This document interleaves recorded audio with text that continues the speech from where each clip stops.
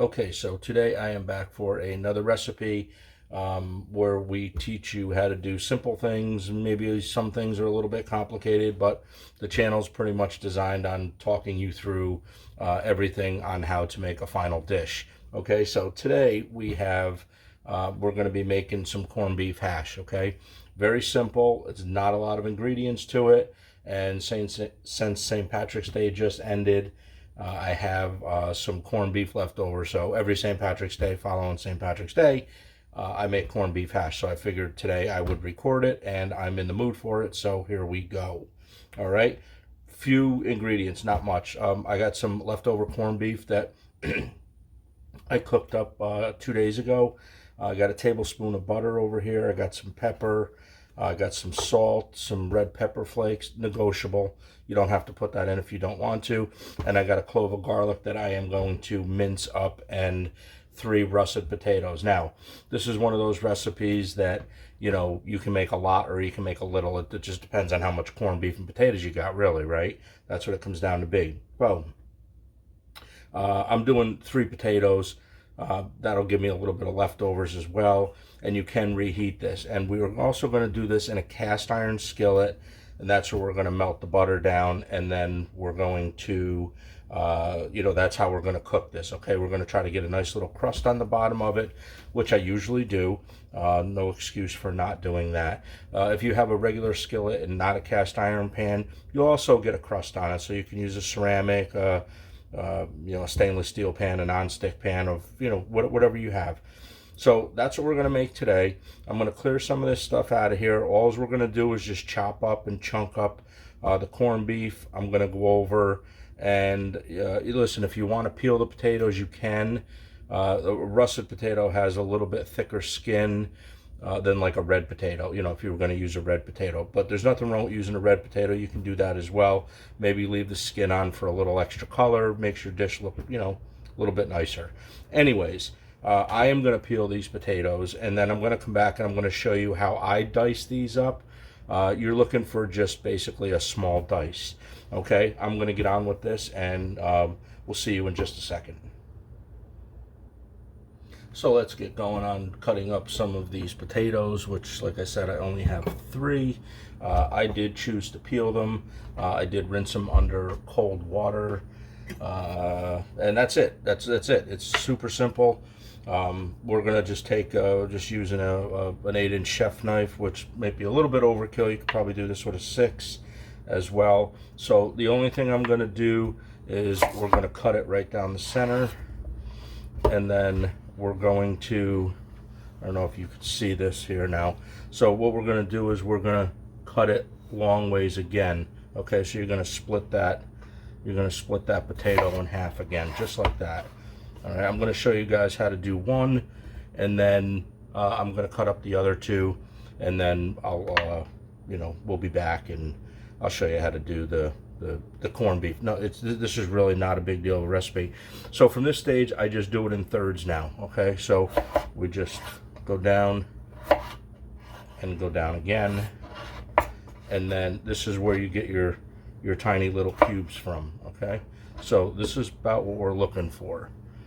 All right, see that? That's about what we're looking for. Try to be consistent with your cuts if you can, because it'll help the cooking time. Some pieces might be just a tad bit bigger, but it's not. You shouldn't get out of control with it. Okay, so this is our potatoes cut up. Okay, so I'm just going to show you how to do this one. We're going halfway. Now be careful, because this potato can slip on your cutting board. Okay, and always pinch the sides just a little bit before you go down with the knife, okay? Because that's a nasty cut. If you get cut with that, that's nasty. All right, so we're gonna go 1, and then we're gonna go 2, and then we're just gonna, that's it. We're just gonna slice them up, or dice them up, I guess. This is not a slice, okay? All right, so there we go. That's our potatoes, okay? Something like that. All right, so I'm gonna let you guys go for a second. I'm gonna cut up the other 2 potatoes.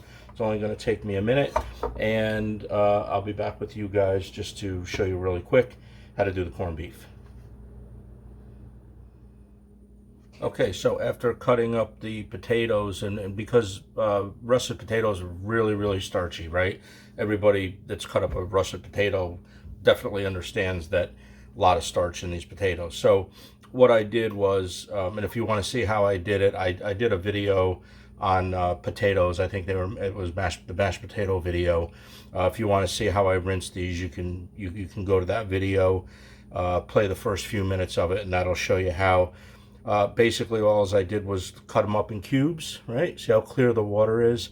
That's because I just took all the starch out of the potatoes, and the only thing I did was fill it up with water, kind of swish them around a little bit, put my hand on it, dump the water. I did that like 3 times, and then you get like nice clear water, right? Because I don't like all that starch in my corned beef hash. Really, I rinse most potatoes like this when I cook them.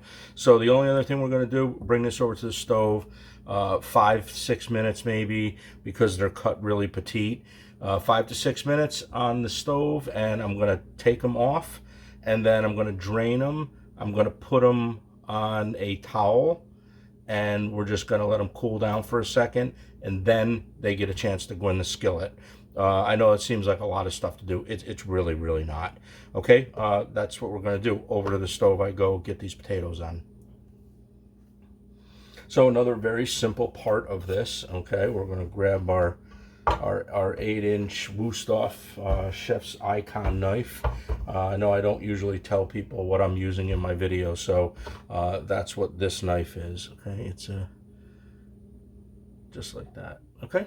And this just seems to fit really, really nice in my hand.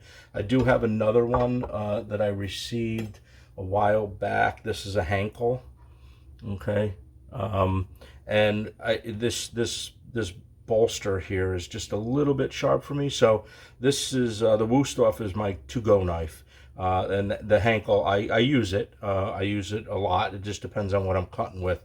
So you know, I just figured I'd let you guys know exactly what I cut with, I guess. All right, so all we're going to do now is we're just going to bring this corned beef in here, and there's no secret here. Okay, this is super simple. All we're doing, basically nothing special. We're just chopping it up. That's it. That's all we're doing. And remember, cut it bigger here than in the pan. Before it goes in the pan, I should say, because this is going to break down a little bit as well in the pan. Okay, so maybe like that. You like big slices, make it bigger. That's all. I just do a very, very rough chop on this. So that's what we do here. Very simple, right? If you don't like the fat, you know, there's a tiny, tiny bit of fat on this. I have a tendency of always buying flat pieces instead of the point, because of that reason, because it's so lean. I kind of like my corned beef a little bit more leaner. I'm not a guy that likes a lot of fat. I mean, on certain things I do, but the corned beef I do not. So that's okay. So that's it right here.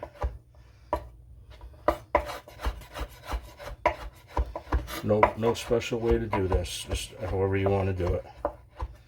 Okay.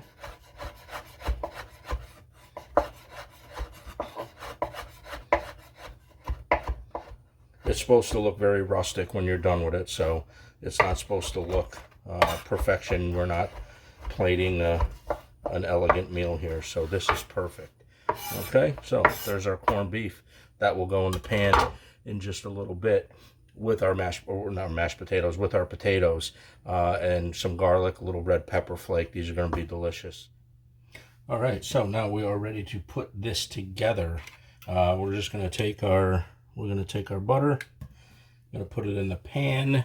Now, make sure at this point, make sure that your skillet is not over 250, okay? Because you don't want your butter to separate. So just you know, no 350, 400 or anything like that. Keep an eye on that temperature.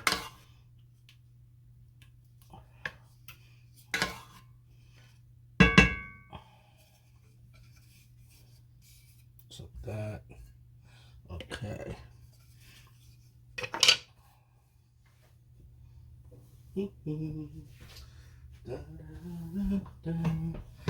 So it's a pretty good morning here. Had a little bit of snow in New York, but just when you thought it was all over with, right? Okay, so the next thing we're going to do is we're just going to take that towel of potatoes, and I do my potatoes like this. Any hash browns or you know, anything like that, I do them like this all the time. And then I just pick up the towel, I fold it in half, and in it goes. That's it. And you don't want to, there's not going to be like a big sizzle at this point or anything like that. All right, because the pan's only like 250. So now the amount of corned beef that you put in is totally up to you. Some people like it 50-50, 50 potatoes, 50% corned beef. So what I do is I just start kind of throwing it in a little bit, and I just mix it around. At this point, you can mix it around. After this, we're not going to play with this too much because we're going to let this get some.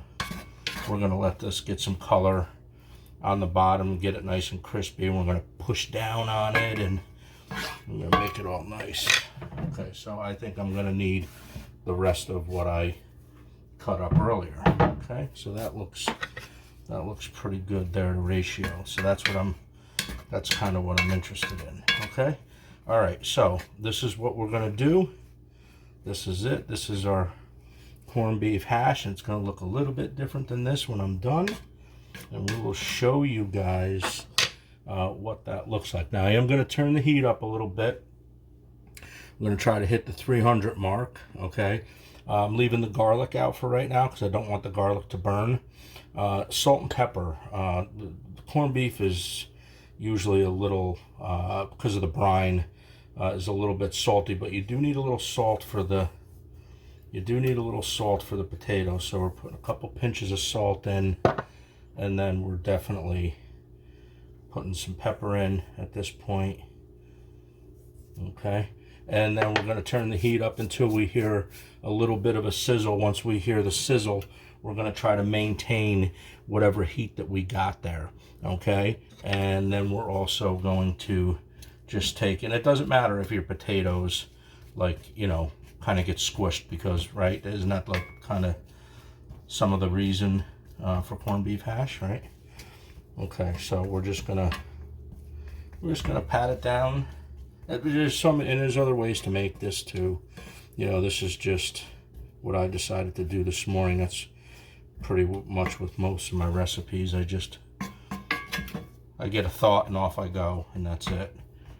So if people say, oh, you should have done this or whatever, yeah, probably, you know, I mean, but this is what it is today. We're going to let this cook. We're going to brown this up a little bit.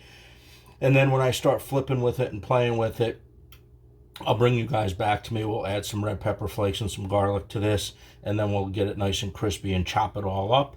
And then we'll put this on a plate, and that'll be the end of the video. So I will be back with you guys as soon as this gets crispy. This is going to be great. Trust me on this one. Corned beef hash has been going for about 10 minutes on a medium heat. Okay, so let's get into the middle of this, see what we got. It's starting to smell good, so you can tell it's probably starting to brown. Yeah, see? It's nice and crispy, right? So now what we're going to do is we're actually going to move all of it now at this point. Okay.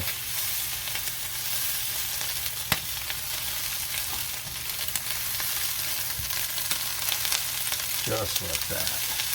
Move it around, move it around. Yeah. Okay, and now what we're going to do is I'm going to put just a little more fat in here. 1 second.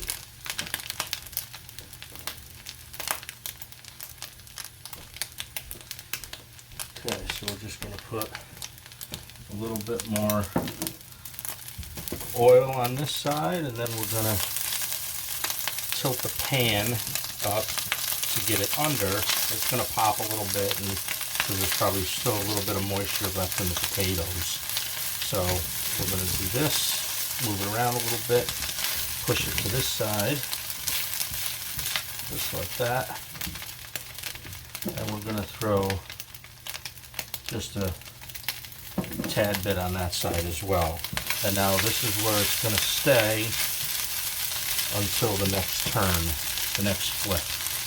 Okay, just needed a little bit of fat and moisture on the bottom of that pan. And now you can actually start kind of doing this. You can start breaking those potatoes up just like this. And you break it up to the point where, you know, where you like the potatoes, you know. You know, if you like them small, or you like some whole and some kind of mashed up or whatever, that then you just keep turning it until that happens. Okay, so we're gonna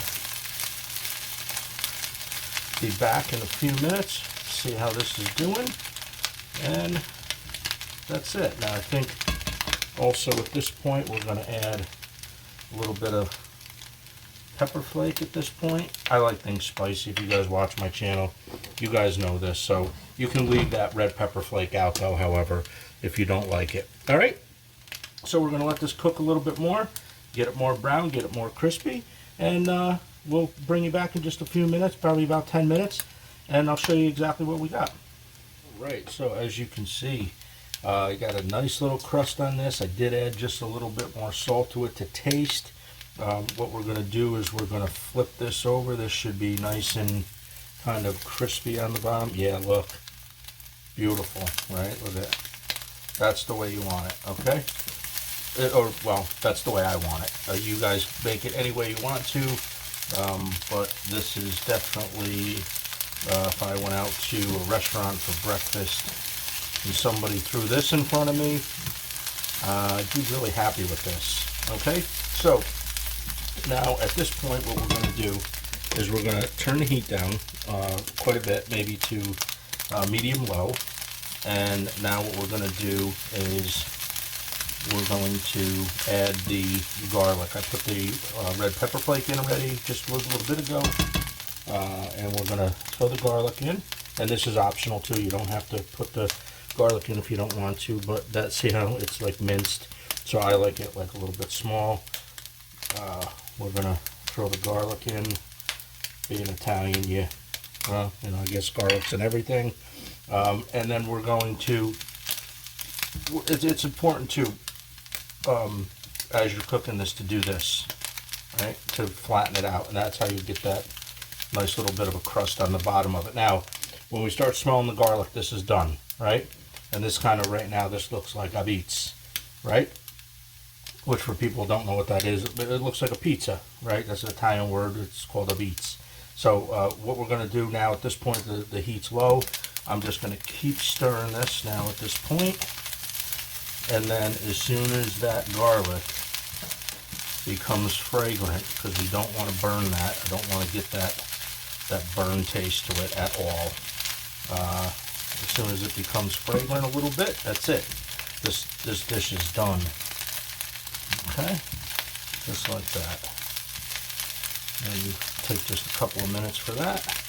Nothing like homemade corned beef hash.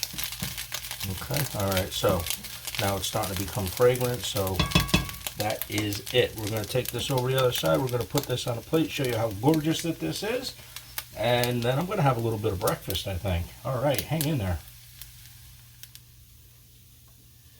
Alright, so now all we got to do is just kind of plate this up a little bit and show you guys exactly what this looks like. This is awesome.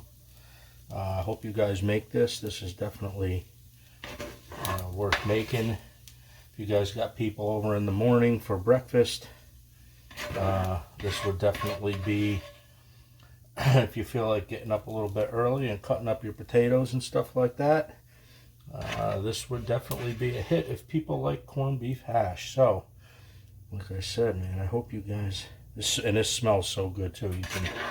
You can actually like smell the garlic and the aroma of that, and then you can smell the corned beef and the garlic and the red pepper flakes. You can smell it's delicious.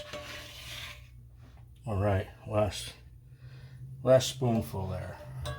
All right, very good. There we go, guys. That is how I make my corned beef hash. I guarantee you'll gain a friend or two off this one. Homemade corned beef hash. This is how I do it. Perfect time to utilize that extra corned beef after St. Patrick's Day. All right, guys, that's it for this recipe. Look. Oh boy. Yeah, it's breakfast time. Okay, guys, until the next video, I will see you soon.